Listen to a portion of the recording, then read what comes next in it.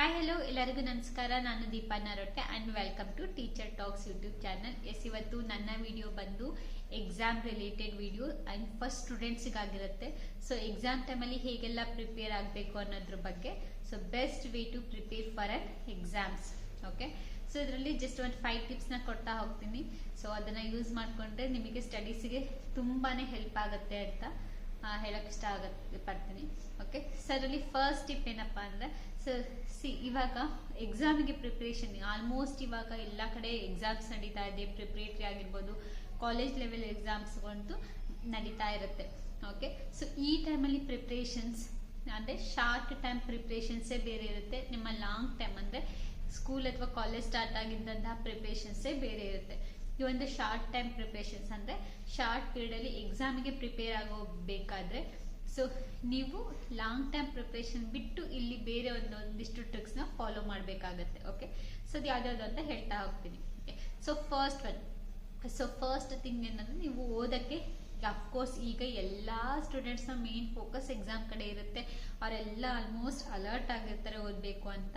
So ಅದಕ್ಕೋಸ್ಕರ ಏನೇನು strategies follow ಮಾಡಬೇಕು ಅಂತ ಹುಡುಕ್ತಾ ಇರ್ತಾರೆ. ಓಕೆ, ಸೊ ಫಸ್ಟ್ ನೀವೇನು ಮಾಡಬೇಕು ಅಂದರೆ, ನಾನು ಆಲ್ರೆಡಿ ಹಿಂದೆ ಎಷ್ಟೊಂದು ವೀಡಿಯೋಸಲ್ಲಿ ಮಾಡಿದ್ದೀನಿ. ಸೊ ಮತ್ತೆ ಒಂದು ಟೈಮ್ ಹೇಳ್ಬಿಡ್ತೀನಿ. ಸೊ ಎಕ್ಸಾಮಿಗೆ ಓದಬೇಕು ಅಂದರೆ ಒಂದು ಪ್ರಾಪರ್ ಆಗಿ ನೀವು ಅದಕ್ಕೆ ಅಂತ ಒಂದು ಸ್ಪೇಸ್ನ ಸೆಟ್ ಮಾಡ್ಕೊಳ್ಬೇಕು ಆ್ಯಂಡ್ ಬೇಕಾಗಿರೋಂಥ ಸ್ಟಡಿ ಮೆಟೀರಿಯಲ್ಸ್ ಎಲ್ಲನೂ ತಗೊಳ್ಬೇಕು. ಓಕೆ, ಇದಿಷ್ಟು ಬೇಸಿಕ್ ನೀವು ಮಾಡಬೇಕು. ಅದು ನೆಕ್ಸ್ಟ್ ಇವಾಗ ನಿಯರ್ ಟು ಎಕ್ಸಾಮ್ ಪ್ರಿಪ್ರೇಷನ್ಸ್ ಅಂತ ಏನು ಮಾಡಬೇಕಂದ್ರೆ, ಫಸ್ಟು ನಿಮ್ಮ ಟೀಚರ್ಸ್ ಅಥವಾ ಲೆಕ್ಚರರ್ಸ್ನ ಜಾಸ್ತಿ ಹೆಲ್ಪ್ ತಗೊಳ್ಳೋ ಅಂಥದ್ದು. ಓಕೆ, ಸೊ ಏಕೆಂದರೆ ಎಕ್ಸಾಮ್ ಪ್ರಿಪ್ರೇಷನ್ಸ್ ಅಂತ ಬಂದಾಗ ಒಂದಿಷ್ಟು ಪಾಸಿಂಗ್ ಪ್ಯಾಕೇಜ್ ಅಂತ ಇರುತ್ತೆ. ಓಕೆ, ಸೊ ಒಂದು ಅಂದರೆ ಕ್ರಿಟಿಕಲ್ ಕಾನ್ಸೆಪ್ಟ್ಸ್ಗಳಂತ ಇರುತ್ತೆ, ಕ್ರಿಟಿಕಲ್ ಟಾಪಿಕ್ಸ್ ಅಂತ. ಅದ್ರ ಬೇಸ್ ಮೇಲೆ ಕ್ವಶನ್ಸ್ ತುಂಬಾನೇ ಫ್ರೇಮ್ ಆಗಿ ಕಂಪಲ್ಸರಿ ಕ್ವಶನ್ಸ್ ಆಗಿ ಎಕ್ಸಾಮಲ್ಲಿ ಬರೋ ಅಂಥದ್ದು ಇರುತ್ತೆ. ಸೊ ಹಾಗಾಗಿ please take the help of your teachers as lecturers. Okay, so ಅವ್ರ ಹೆಲ್ಪ್ ತಗೊಳ್ಳೋದ್ರಿಂದ ನಿಮಗೆ ಆದಷ್ಟು ಅಂದರೆ ಒಂದು ಇಷ್ಟು ಓದಬೇಕಾಗಿದೆ ಇಷ್ಟೇ ಅದನ್ನು ಏನು ಮಾಡಬೇಕು, ನೀವು ಅದನ್ನು ರೆಡ್ಯೂಸ್ ಮಾಡ್ಕೋಬೋದು. ಓಕೆ, ಸೊ ಆ ರೀತಿ ಫಸ್ಟ್ ಒಂದು ಟೀಚರ್ಸ್ನ ಹೆಲ್ಪ್ ತಗೊಳ್ಳೋದ್ರ ಮೂಲಕ ನಿಮ್ಮ ಓದಬೇಕಾಗಿರೋಂಥದ್ದನ್ನು ಎಲ್ಲಿ ಮೇನ್ ಫೋಕಸ್ ಮಾಡಬೇಕು, ಯಾವ್ಯಾವ ಕಾನ್ಸೆಪ್ಟ್ಗಳು ಎಕ್ಸಾಮ್ ರಿಲೇಟೆಡ್ ಇಂಪಾರ್ಟೆಂಟ್ ಅದ್ರ ಬಗ್ಗೆ ನಿಮ್ಗೊಂದು ಐಡಿಯಾ ಸಿಗುತ್ತೆ. ಸೊ ಅಲ್ಲಿ ನಿಮ್ಗೆ ಎಷ್ಟೊಂದು ಟೈಮ್ ಸೇವ್ ಆಗುತ್ತೆ, ಹಾಗೆ ಎಕ್ಸಾಮ್ ರಿಲೇಟೆಡ್ ಓದೋದಕ್ಕೆ ತುಂಬಾ ಹೆಲ್ಪ್ ಆಗುತ್ತೆ. ಓಕೆ, ಆ್ಯಂಡ್ ನೆಕ್ಸ್ಟ್ ಬಂದು ನಿಮ್ಮ ಒಂದು ಗ್ರೂಪ್ ಡಿಸ್ಕಷನ್ ಏನಂದರೆ, ನಿಮ್ಮ ಫ್ರೆಂಡ್ಸ್ ಜೊತೆಗೆ. ಓಕೆ, ನಿಮ್ಮ ಜೊತೆಗೆ ಯಾರ್ಯಾರೆಲ್ಲ ಓದ್ತಾ ಇರ್ತಾರೆ ಆ್ಯಂಡ್ ನಿಮ್ಮ ಕ್ಲಾಸಲ್ಲಿ ನಿಮ್ಗಿಂತ ಚೆನ್ನಾಗಿ ಯಾರ್ಯಾರು ಓದ್ತಾ ಇರ್ತಾರೆ, ಸೊ ಅಂಥವ್ರನ್ನ ಒಂದು ಗ್ರೂಪ್ನ ಮಾಡಿಕೊಂಡು ಗ್ರೂಪ್ ಸ್ಟಡೀಸ್ ಅಂತ ಮಾಡೋವಂಥದ್ದು. ಏಕೆಂದರೆ ಒಬ್ಬೊಬ್ಬರಿಗೆ ಒಂದೊಂದು ಸಬ್ಜೆಕ್ಟ್ ಈಸಿ ಆಗುತ್ತೆ. ಕೆಲವರಿಗೆ ಮ್ಯಾಥ್ಸ್ ಈಸಿ ಆಗುತ್ತೆ, ಕೆಲವೊಬ್ಬರಿಗೆ ಸೈನ್ಸ್ ಈಸಿ, ಕೆಲವರಿಗೆ ಇಂಗ್ಲೀಷ್ ಈಸಿ ಆಗಿರುತ್ತೆ. ಸೊ ಅವಾಗ ಏನು ಮಾಡ್ಬೋದು, ಕಾನ್ಸೆಪ್ಟ್ಗಳನ್ನು ನಾವು ಓದಿ ಅರ್ಥ ಮಾಡ್ಕೊಳ್ಳೋ ಅಷ್ಟೊತ್ತಿಗೆ ಎಷ್ಟೊಂದು ಟೈಮ್ ವೇಸ್ಟ್ ಆಗ್ತಾ ಇರುತ್ತೆ. ಸೊ ಅದ್ರ ಬದಲು ಆಲ್ರೆಡಿ ಓದಿ ಅರ್ಥ ಮಾಡ್ಕೊಂಡಿರೋದ್ರೆ ನಿಮ್ಮ ಕಾನ್ಸೆಪ್ಟ್ನ ಕೇಳಿದ್ರೆ ನಿಮಗೆ ತುಂಬಾ ಈಸಿ ಆಗುತ್ತೆ, ಟೈಮ್ ಸೇವ್ ಆಗುತ್ತೆ ಓದೋದಕ್ಕೆ. ಓಕೆ, ಸೊ ಅದನ್ನು ಮಾಡ್ಕೊಳ್ಬೋದು. ಆ್ಯಂಡ್ ಹಾಗೆ ನೀವು ಓದಿರೋಂಥ ಕಾನ್ಸೆಪ್ಟ್ನ ನಿಮ್ಮ ಫ್ರೆಂಡ್ಸ್ ಜೊತೆ ಶೇರ್ ಮಾಡೋದ್ರ ಜೊತೆಗೆ ನಿಮಗೇನಾಗುತ್ತೆ, ಒಂದು ರಿವಿಷನ್ ಅಂತ ಸಿಗುತ್ತೆ ಆ್ಯಂಡ್ ಮೈಂಡಲ್ಲಿ ಲಾಂಗ್ ಟೈಮ್ ಅದು ಹಾಗೆ ಸ್ಟೋರ್ ಆಗೋವಂಥದ್ದು. ಸೊ ಎರಡೂ ರೀತಿಯಲ್ಲೂ ನಿಮಗೆ ಗ್ರೂಪ್ ಡಿಸ್ಕಷನಲ್ಲಿ ನೀವು ಏನೇನು ಡಿಸ್ಕಸ್ ಮಾಡ್ತೀರಾ, ನೀವು ಒಬ್ಬರ ಹತ್ರ ಕಾನ್ಸೆಪ್ಟ್ನ ಕೇಳೋದಾಗಿರಲಿ ಅಥವಾ ನೀವು ಅದನ್ನು ಇನ್ನೊಬ್ಬರಿಗೆ ತಿಳಿಸಿ ಹೇಳೋದಾಗಿರಲಿ, ಎರಡರಿಂದನೂ ನಿಮಗೆ ತುಂಬಾ ಅಡ್ವಾಂಟೇಜ್ ಸಿಗುತ್ತೆ. ಆ್ಯಂಡ್ ಟೈಮ್ ಸೇವಿಂಗ್ ಕೂಡ, ಆ್ಯಂಡ್ ಮಿನಿಮಮ್ ಟೈಮಲ್ಲಿ, ಓಕೆ, ಕಮ್ಮಿ ಟೈಮಲ್ಲಿ ಜಾಸ್ತಿ ಕಾನ್ಸೆಪ್ಟ್ನ ಓದೋ ಅಂಥದ್ದು ಇದಾಗಿರುತ್ತೆ. ಆ್ಯಂಡ್ ಹೊಸ ವಿಷಯನ ಬೇಗ ಕಲಿಯೋ ಅಂಥದ್ದು. ಓಕೆ, ಆ್ಯಂಡ್ ನಿಮ್ಮ ಸೇಮ್ ಏಜ್ ಗ್ರೂಪ್ ಅವರು ಡಿಸ್ಕಸ್ ಮಾಡೋದ್ರಿಂದ ಸೊ ಒಂದು ವೇ ಆಫ್ ಅಂಡರ್ಸ್ಟ್ಯಾಂಡಿಂಗ್ ಇರುತ್ತಲ್ಲ, ಅದು ತುಂಬಾ ಚೆನ್ನಾಗಾಗತ್ತೆ. ಓಕೆ, ಇದು ಸೆಕೆಂಡ್. ಇದನ್ನು ಕೂಡ ಫಾಲೋ ಮಾಡೋದು the best thing, group studies. Okay, and third one ಏನಂತ ಅಂದರೆ, ಕ್ವಶನ್ ಪೇಪರ್ನ ಸಾಲ್ವ್ ಮಾಡೋವಂಥದ್ದು. ಈ ಕ್ವಶನ್ ಪೇಪರ್ ಸಾಲ್ವಿಂಗ್ ಎಷ್ಟು ಅಂದರೆ ನಿಮಗೆ 100% ಎಫೆಕ್ಟಿವ್. ಓಕೆ, ಎಕ್ಸಾಮ್ ಟೈಮಲ್ಲಿ ಕ್ವಶನ್ ಪೇಪರ್ಸ್ನ ಸಾಲ್ವ್ ಮಾಡೋದು ತುಂಬಾ ಎಫೆಕ್ಟಿವ್ ವೇ ಆಫ್ ಸ್ಟಡಿ ಅಂತಲೇ ಹೇಳ್ಬೋದು. ಯಾಕಂದರೆ ನೀವು ಯಾವುದೇ ಒಂದು ಸಬ್ಜೆಕ್ಟ್ನ ತಗೊಂಡ್ರೆ ಅದರ ಒಂದು ಪ್ರೀವಿಯಸ್ 5 years ಕ್ವಶನ್ ಪೇಪರ್ಸ್ನ ಕಲೆಕ್ಟ್ ಮಾಡ್ಕೊಳ್ಳಿ.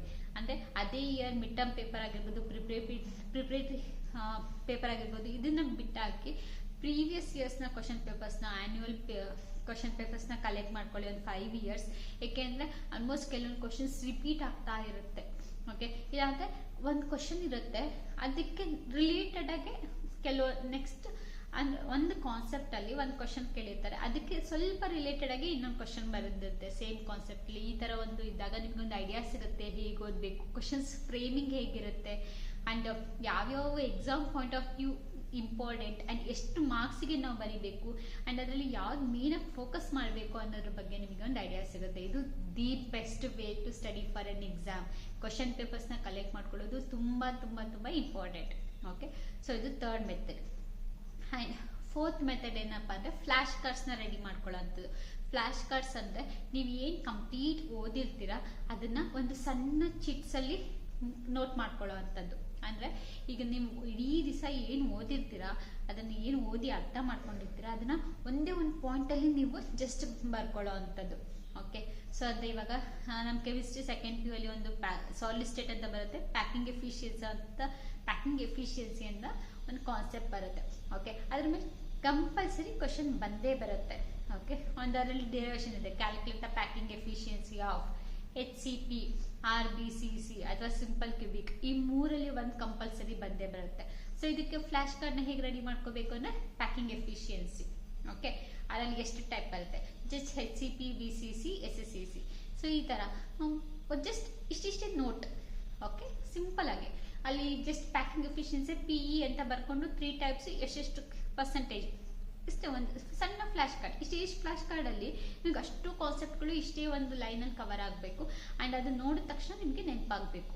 ಓಕೆ, ಕಾನ್ಸೆಪ್ಟ್ ಕಂಪ್ಲೀಟ್, ಅದ್ರ ಹಿಂದೆ ಏನೇನು ಕಾನ್ಸೆಪ್ಟ್ ಇದೆ, ಅಂಡ್ ಅದ್ರ ಮೇಲೆ ಕ್ವಶನ್ಸ್ ಹೇಗೆ ಫ್ರೇಮ್ ಆಗುತ್ತೆ, ಅಂಡ್ ಯಾವ್ಯಾವ ಎಷ್ಟೆಷ್ಟು ವೇಟೇಜ್ ಬೇಸ್ ಮೇಲೆ ಅಂದ್ರೆ 1 ಮಾರ್ಕ್ 2 ಮಾರ್ಕ್ 3 ಮಾರ್ಕ್ ಕ್ವಶನ್ಸ್ ಅದೇ ಅದನ್ನ ಯಾವ ತರ ಫ್ರೇಮ್ ಮಾಡ್ತಾರೆ, ಕಂಪ್ಲೀಟ್ ಎಲ್ಲದು ನಿಮಗೆ ಅರ್ಥ ಆಗ್ಬಿಡ್ಬೇಕು. ಆ ತರ ಒಂದು ಫ್ಲಾಶ್ ಕಾರ್ಡ್ಸ್ನ ನೀವೇ ರೆಡಿ ಮಾಡ್ಕೋಬೇಕು, ಬೇರೆ ರೆಡಿ ಮಾಡೋದಲ್ಲ, ನೀವೇ ಸ್ವತಃ ರೆಡಿ ಮಾಡ್ಕೊಳ್ಳೋಷ್ಟು ಎಬಿಲಿಟಿ ಇದೆ ಅಂತ ನೀವು ಕಾನ್ಸೆಪ್ಟ್ನ ರೆಡಿ ಮಾಡ್ಕೊಂಡು ಅರ್ಥ ಮಾಡ್ಕೊಂಡು ಓದಿರ್ತೀರಾ ಅಂತ ಅರ್ಥ ಆಗುತ್ತೆ.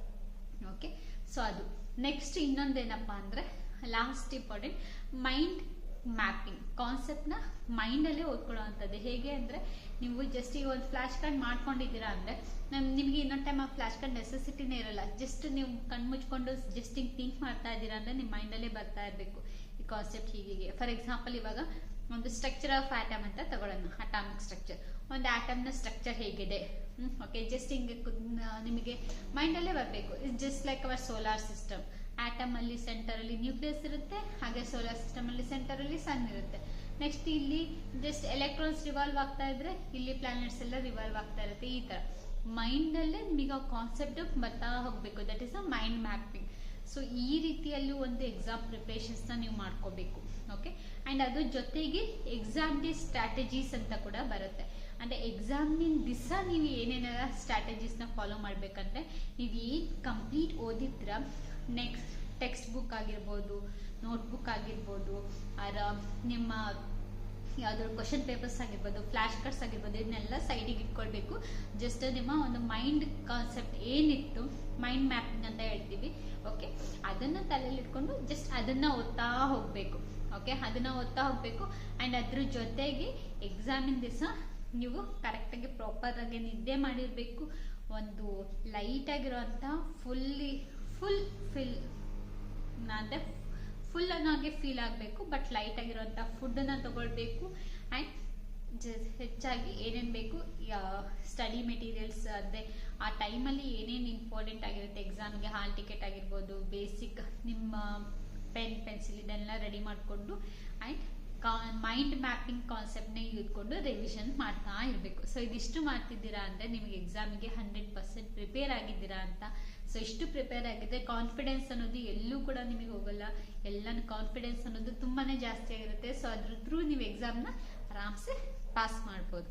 ಓಕೆ, ಅಂಡ್ ವಿತ್ ಕಾನ್ಫಿಡೆನ್ಸ್ ನಿಮಗೆ ಎಕ್ಸಾಮಲ್ಲಿ ಮ್ಯಾಕ್ಸಿಮಮ್ ಮಾರ್ಕ್ಸ್ನ ಸ್ಕೋರ್ ಮಾಡುವಂಥದ್ದು. ಸೊ ಇದಿಷ್ಟು ಟಿಪ್ಸ್ನ ಫಾಲೋ ಮಾಡಿ ಅಂತ ಹೇಳ್ಕೊಂತ ಈ ವಿಡಿಯೋನ ಇಲ್ಲೇ ಎಂಡ್ ಮಾಡ್ತಾ ಇದ್ದೀನಿ. ಹೋಪ್ ಈ ವಿಡಿಯೋ ಎಲ್ಲರಿಗೂ ಇಷ್ಟ ಆಗಿದೆ ಅಂತ ಅನ್ಕೊಳ್ತೀನಿ. ಇಷ್ಟ ಆಗಿದೆ ಪ್ಲೀಸ್ ಒಂದು ಲೈಕ್ ಮಾಡಿ, ಹಾಗೆ ನಿಮ್ಮ ಕಲಿಗೆಲ್ಲ ಶೇರ್ ಮಾಡಿ, ಹಾಗೆ ಟೀಚರ್ ಟಾಕ್ಸ್ ಯೂಟ್ಯೂಬ್ ಚಾನಲ್ನ ಸಬ್ಸ್ಕ್ರೈಬ್ ಆಗೋದನ್ನ ಮರಿಬೇಡಿ.